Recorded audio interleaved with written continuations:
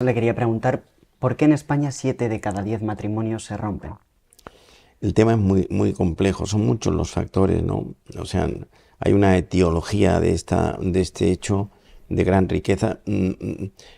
Se han perdido referencias espirituales, los valores humanos se han evaporado en medida y aparecen valores importantes, pero que no tienen la solidez de los otros, que son valores democráticos.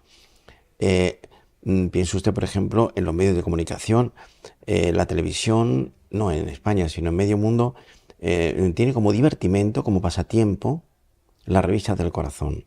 Me decía hace poco un paciente, eh, mm, me distrae mucho como pasatiempo y me relaja ver la vida de los famosos rota en la televisión y paso muchas horas distraído viendo eso.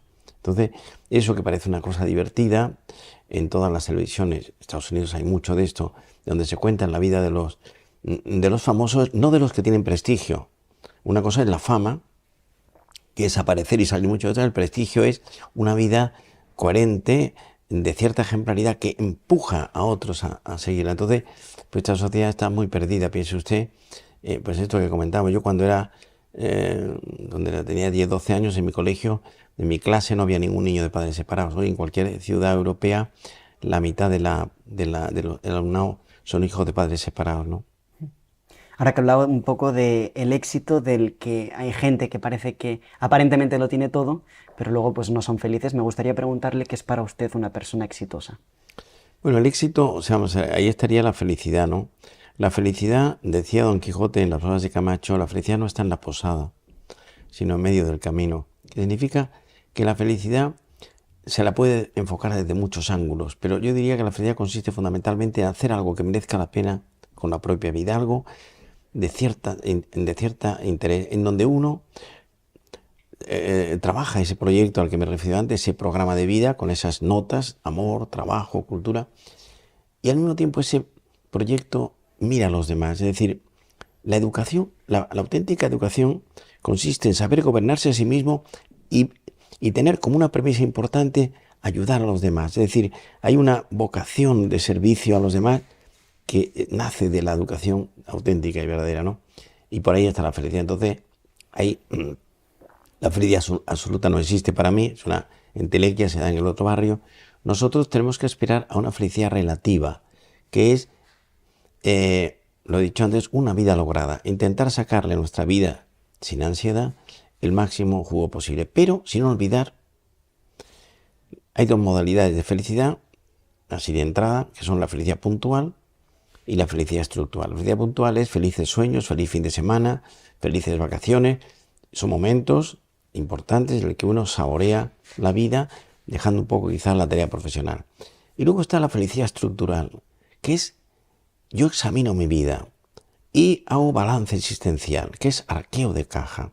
Y cada segmento de nuestra travesía rinde cuenta de su viaje. Y entonces ahí salen partidas muy distintas. Exploramos el amor, la vida afectiva, el amor que ponemos en las cosas que hacemos, la vida profesional, la formación continuada, la cultura. La cultura es libertad, la cultura es convertir cualquier cosa que uno hace en una pirueta inteligente. La cultura, cuando eres culto, cuando tienes un cierto grado de cultura, es difícil que te manipulen. La amistad, que es tan importante, que es uno de los platos fuertes del banquete de la vida, ¿no? Entonces, este sería el tema. Y luego, una nota en relación con la felicidad. La felicidad no depende de la realidad, sino de la interpretación de la realidad que uno hace. Voy a ponerle dos ejemplos.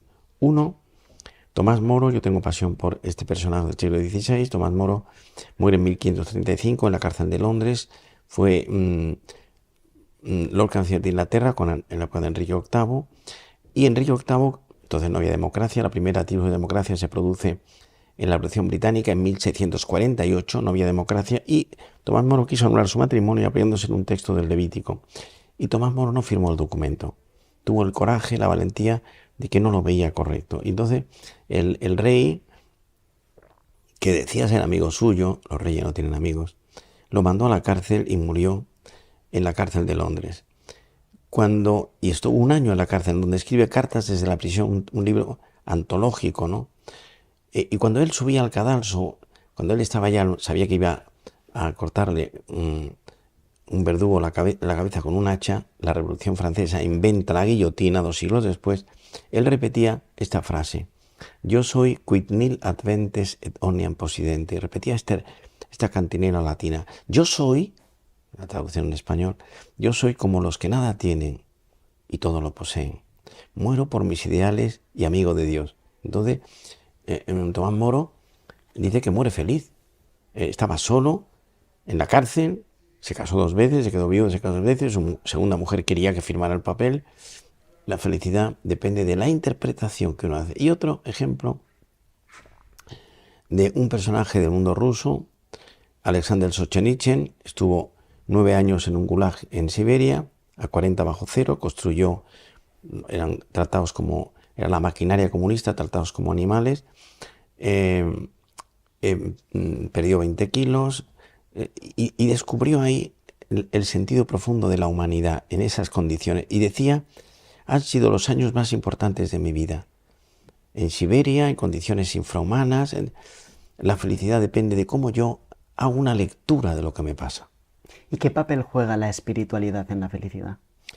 Pues es muy importante, o sea, hoy para muchos la felicidad queda reducida a algo material o cuantitativo.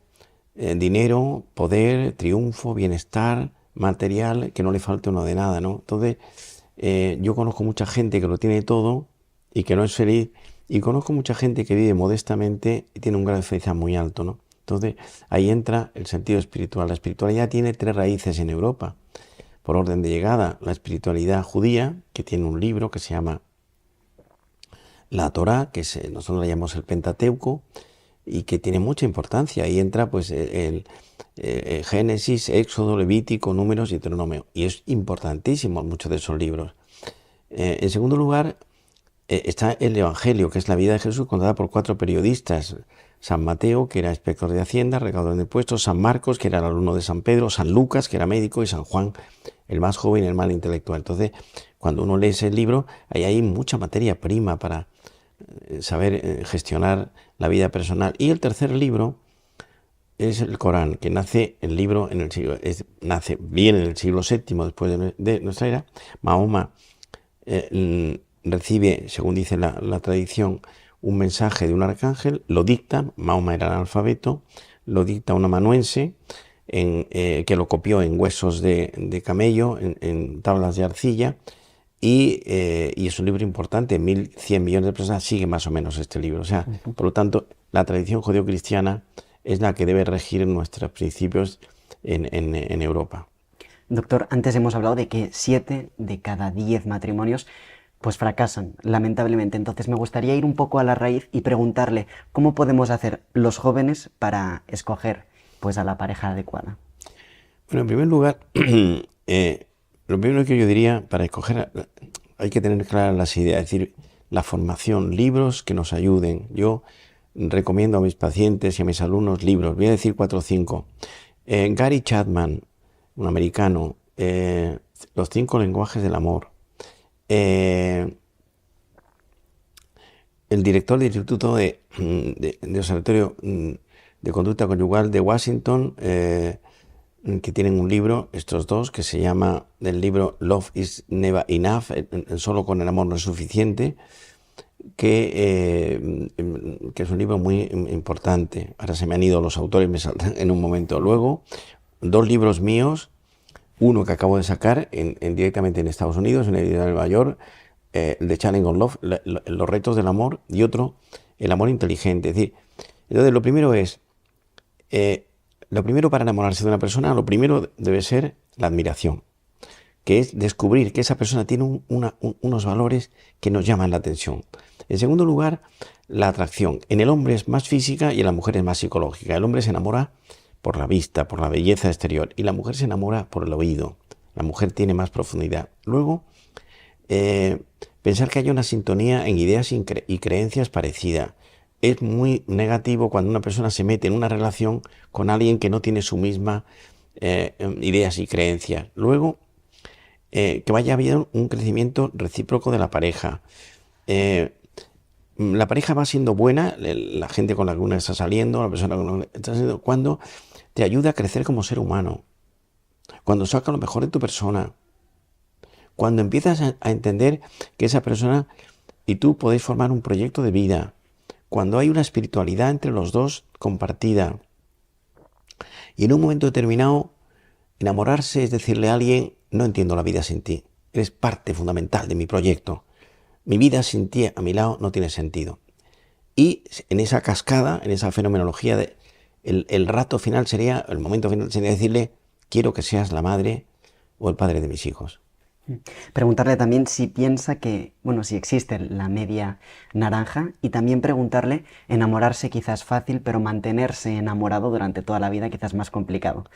Bueno, se trata de encontrar a la persona adecuada, o sea, la media naranja existe, hay que descubrirla, ¿no? Entonces, el problema hoy que se plantea es grave porque hay un síndrome nuevo que yo lo he descrito en la Nación de Buenos Aires, en el Mercurio de Chile, en la ABC de Madrid, que es el síndrome de Simón, que sea solo el hombre en torno a los 30 años o más, son las siglas de S soltero y inmaduro en lo afectivo, puede ser ingeniero, arquitecto, médico, pero es inmaduro en la gestión sentimental, inmaduro en lo afectivo, M materialista o obsesionado con el trabajo y N narcisista. Y debajo se esconde un subsíndrome que es pánico al compromiso, es decir, esa persona tiene terror a comprometerse. Entonces nos encontramos con muchas chicas solteras de en torno a 30 años que lo que quieren es un hombre que sea sano, que quiera tener una familia, que tal, y es muy difícil por este síndrome, ¿no?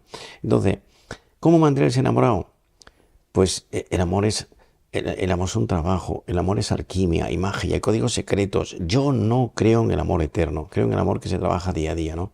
Dice un poeta español del siglo XII, que viene ahora a mi cabeza, y vengas de Córdoba, en el collar de la paloma, un texto antológico, y dice, corazón que no quiera sufrir dolores, pase la vida libre de amores.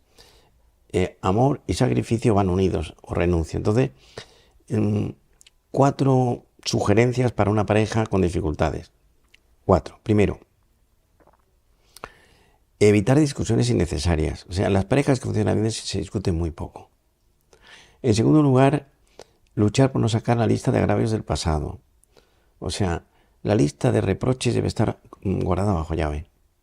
En las parejas que funcionan mal, esta colección sale permanentemente y rompe la armonía. En tercer lugar, aprender a darle a las cosas que pasan en la pareja la importancia que realmente tienen. Es decir, no convertir un problema en un drama. Relativizar. ¿Y esto cómo se hace? Visión larga de la jugada, long-term vision, visión larga, perspectiva, la visión del águila.